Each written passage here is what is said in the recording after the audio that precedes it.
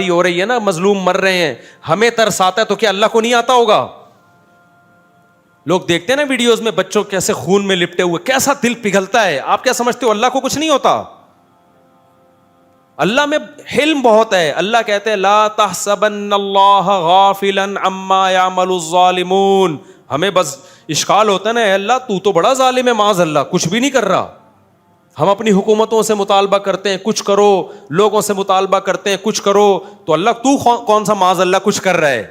اللہ جواب میں کیا کہتے ہیں؟ لا تحسبن اللہ غافلا عما یعمل الظالمون. ظالم لوگ جو کچھ کر رہے ہیں اللہ کو ہرگز ان سے غافل مت سمجھو. اے اللہ جب تو سب دیکھ رہا ہے, غافل بھی نہیں ہے, عذاب کیوں نہیں دیتا؟ انما یؤخرهم لیوم تشخص فیہ الابصار. اللہ کہتے ہیں میرا حلم ہے, حلم برداشت, میں نے ایک دن رکھا ہے حساب و کتاب کا, اس وقت تک میں ظالم کو مہلت دیتا ہوں. دنیا میں بہت کچھ غلط ہوگا, اس سے بھی زیادہ غلط ہوا ہے دنیا میں. اور اے بھائی پیغمبر زکریا علیہ السلام, پیغمبر کا کتنا بڑا مقام ہوتا ہے. آج کسی ہم جو عبید اللہ بن زیاد کوفہ کا گورنر, اس پہ لعنتیں کیوں بھیجتے ہیں؟ حسین ابن علی کو قتل کیا نا اس نے کربلا میں, نبی کے نواسے کو.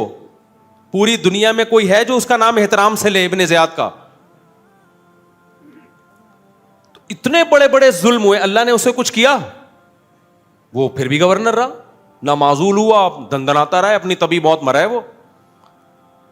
آپ خود اندازہ لگاؤ, آج کسی نیک آدمی کو کوئی قتل کر دے, انسان کی روح کانپ اٹھتی ہے. نبی کے نواسے کے قتل پہ کیا ہوا ہوگا؟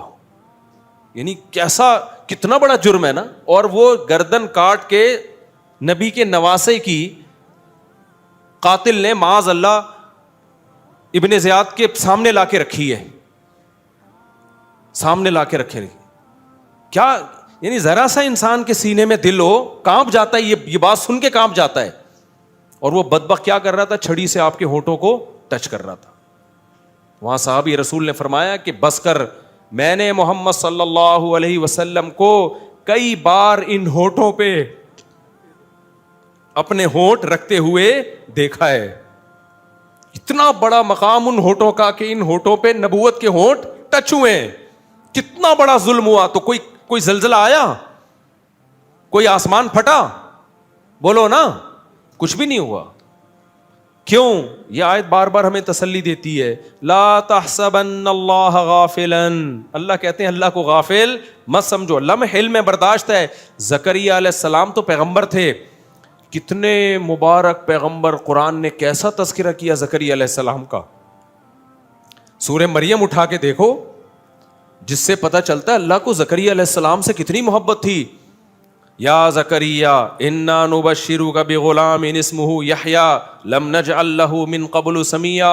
زکریا علیہ السلام بوڑھے, بیوی بانج, ساری زندگی اللہ سے دعائیں مانگتے رہے, محراب میں عبادت کرتے رہے ہیں ساری زندگی, اتنے محبوب پیغمبر. پھر اللہ کہتے ہیں ہم نے زکریا کو بڑھاپے میں خوشخبری دی, انا نبشرک بغلام, اے زکریا تجھے لڑکا بھی ملے گا, اور اس کا نام ہم پہلے سے بتا دیں یحییٰ ہوگا. اور اس نام کا اس سے پہلے اس کائنات میں کوئی شخص, کوئی بیٹا نہیں گزرا. یہ نام بھی ہم سلیکٹ کر کے دے رہے ہیں. اور سیدن و حصورا, وہ سردار ہوگا, انتہائی درجے کا پاک دامن شریف ہوگا. اور یا یحییٰ خذ الکتاب بقوہ, اس کو نبوت ملے گی. کتنے بڑے فضائل زکریا علیہ السلام کے کہ ان کو ایسے بیٹا مل رہا ہے.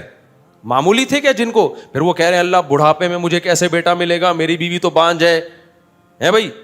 اللہ جواب میں کیا کہتے ہیں, قد خلقتک من قبل, اے زکریا میں نے تجھے پانی سے انسان بنا دیا, تو بڑھاپے میں تجھے اولاد نہیں دے سکتا. پھر اللہ کہتے ہیں میں زکریا کو یہ پروٹوکول کیوں دے رہا ہوں, انہم کانوا یسارعون فی الخیرات. زکریا اور اس کی بیوی نیکیوں میں ایک دوسرے سے بڑھ چڑھ کے حصہ لیا کرتے تھے. وَيَدْعُونَنَا رَغَبًا وَرَهَبًا, راتوں کو اٹھ کے ہمارے سامنے ہاتھ پھیلا کر ہم سے جنت مانگا کرتے تھے اور جہنم سے پناہ. یعنی نیک لوگوں کی ساری صفات کس میں تھیں؟ زکریا علیہ السلام میں. حشر کیا بنی اسرائیل نے ان کا. زکریا علیہ السلام کو اس بڑھاپے میں دشمنی میں پکڑ کے ان کے سر پہ آرا چلا کے 2 ٹکڑے کیے. کوئی عذاب نہیں آیا اللہ کی طرف سے. سمجھ میں نہیں آ رہی بات؟ تو آپ کیا سمجھ رہے ہوگے اللہ ایسے ہی بیٹھا ہوگا, اس کو غصہ نہیں آ رہا ہوگا؟ اے بھائی اللہ یہ کہہ رہا ہوگا میرے پیغمبر کو تم نے اس طرح سے چیر دیا, کچھ بھی نہیں ہے, نا نا نا نا. اللہ کہہ رہا ہے آنے دو, آنا کس کے پاس ہے؟ میرے پاس. تو اللہ کا غضب انسانوں کے غضب سے کروڑہ گنا زیادہ, لیکن وہ غضب کا اظہار کیوں نہیں کرتا فوراً؟ کیونکہ اس کا حلم یعنی اس کی برداشت انسانوں کی برداشت سے کروڑہ گنا زیادہ. تو اللہ نے اپنے غضب کے اظہار کے لیے جہنم کی آگ بنائی ہے. اسی سے یہ بھی پتہ چل گیا کہ اللہ نے آخرت میں اتنا سخت عذاب کیوں رکھا ہے.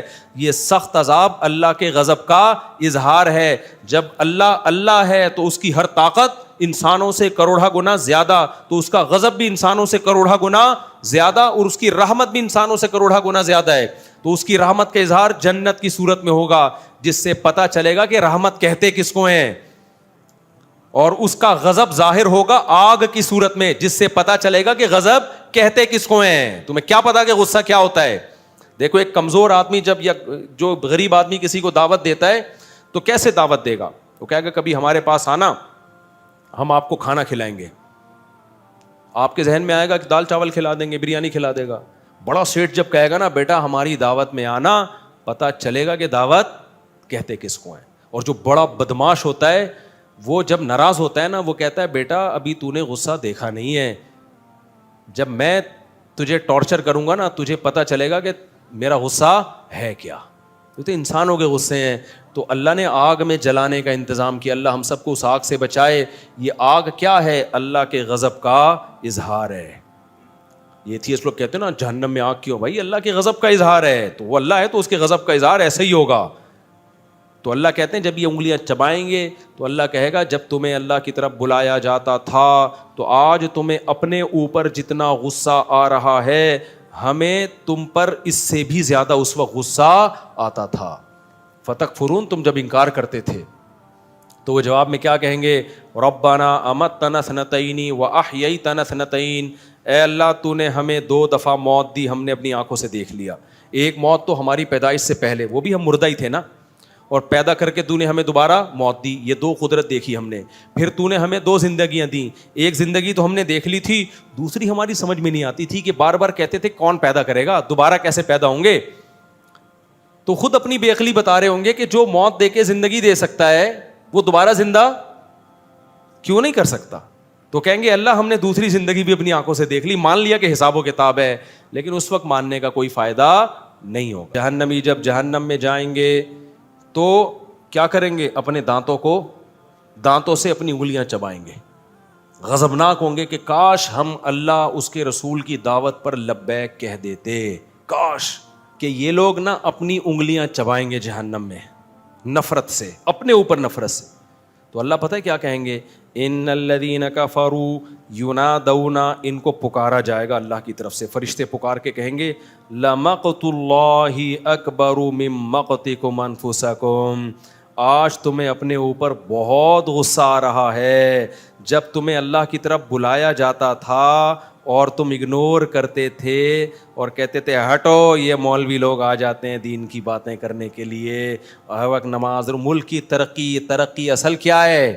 انگریز چاند پہ پہنچ گیا اور یہ کہہ رہے ہیں زنا مت کرو. انگریز جناب جاپان نے ایسی ٹرینیں ایجاد کر لی ہیں سیکنڈ میں یہاں سے وہاں, اور یہ کہتے ہیں زنا مت کرو, شراب مت پیو. بھائی بھائی ان چکروں سے نکلو, ٹرینوں میں بیٹھو زوں کر کے یہاں سے وہاں پہنچو. تو کیا ہوگا؟ یہاں سے وہاں پہنچ جائے گا بھائی,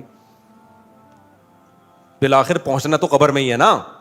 ہم اس کے قائل ہیں کہ ٹرینیں ایسی ہی ہونی چاہیے جیسے جاپان میں. ایسا نہ ہو کہ ہم یہ جو بدحالی ہے ملک میں اس کو ہم اپریشیٹ کر رہے ہیں یا پروموٹ کر رہے ہیں, ان حکمرانوں کو ہم اپریشیٹ کر رہے ہیں یا اس بدحالی کو پروموٹ, ایسا نہیں ہے.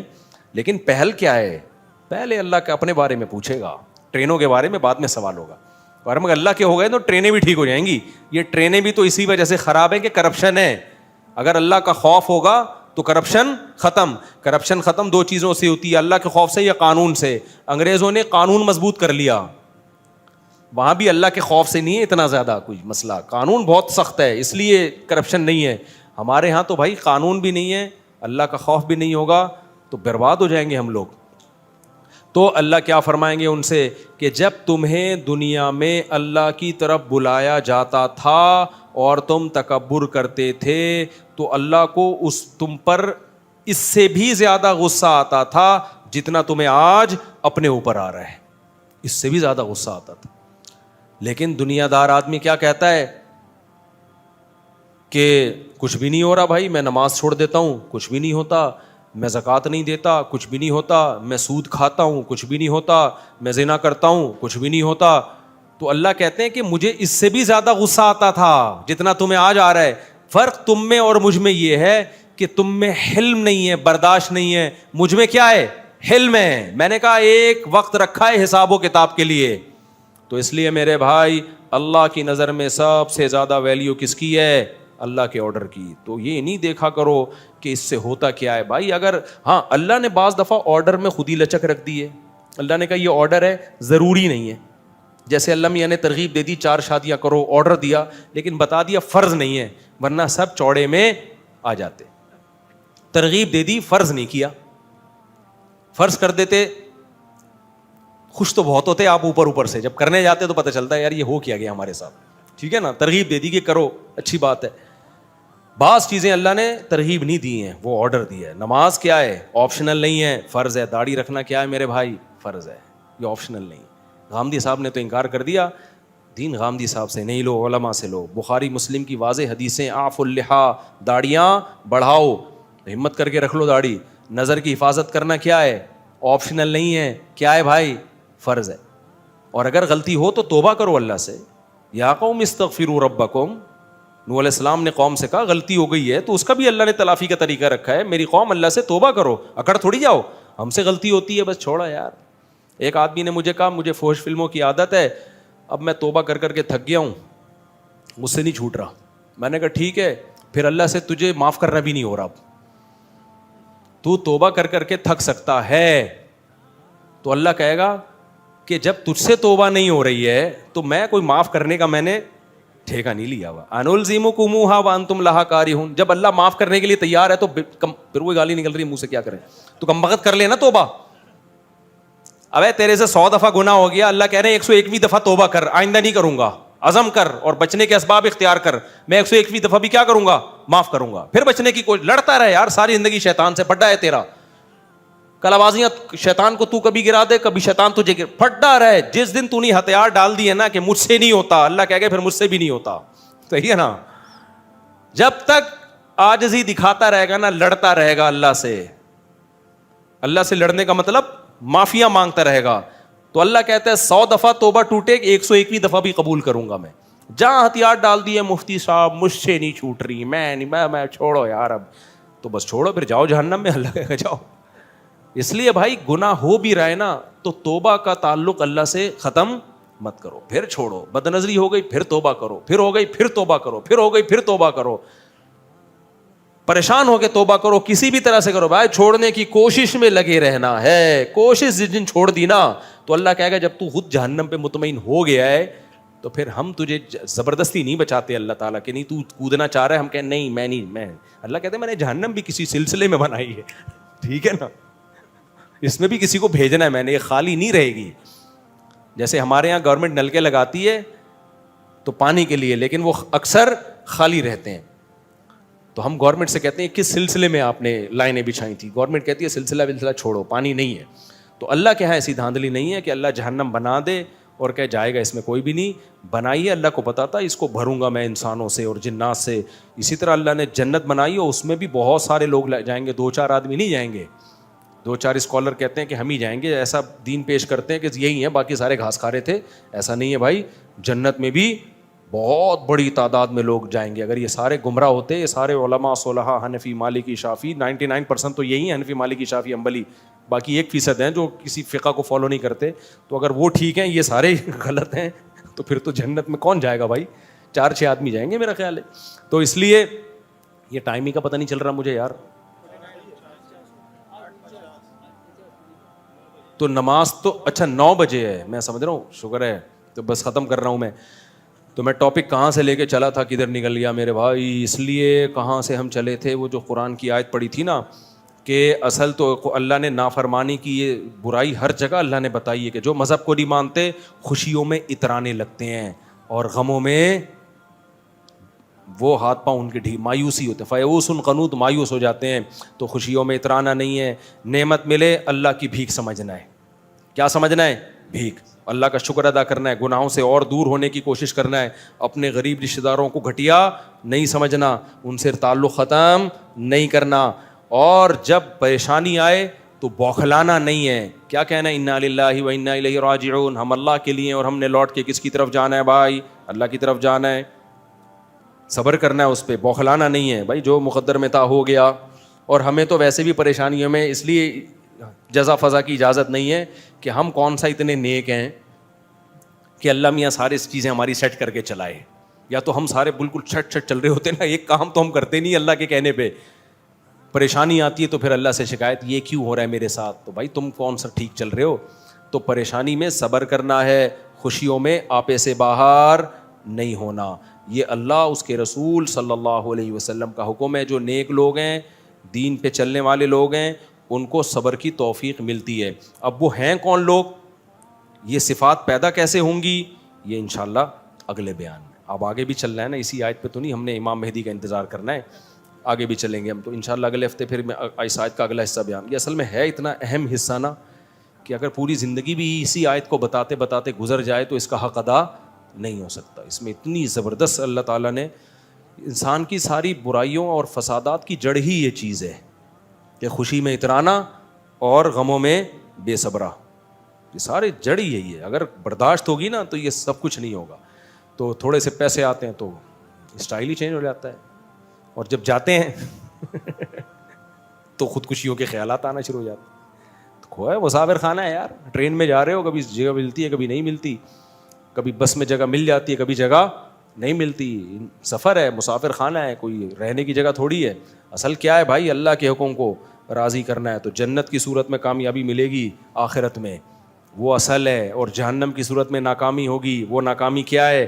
اصل ہے. اس سے بچنے کی کوشش کرو. تو زکریا علیہ السلام کے بارے میں آتا ہے, اسی کی دعائیں مانگا کرتے تھے. اللہ تعالی ہمیں سمجھنے کی, عمل کی توفیق عطا فرمائے. نماز کے بعد تھوڑی دیر مسائل کا سیشن ہوگا. جو لوگ بیٹھنا چاہیں بیٹھ سکتے ہیں, جانا چاہیں تو جا سکتے ہیں.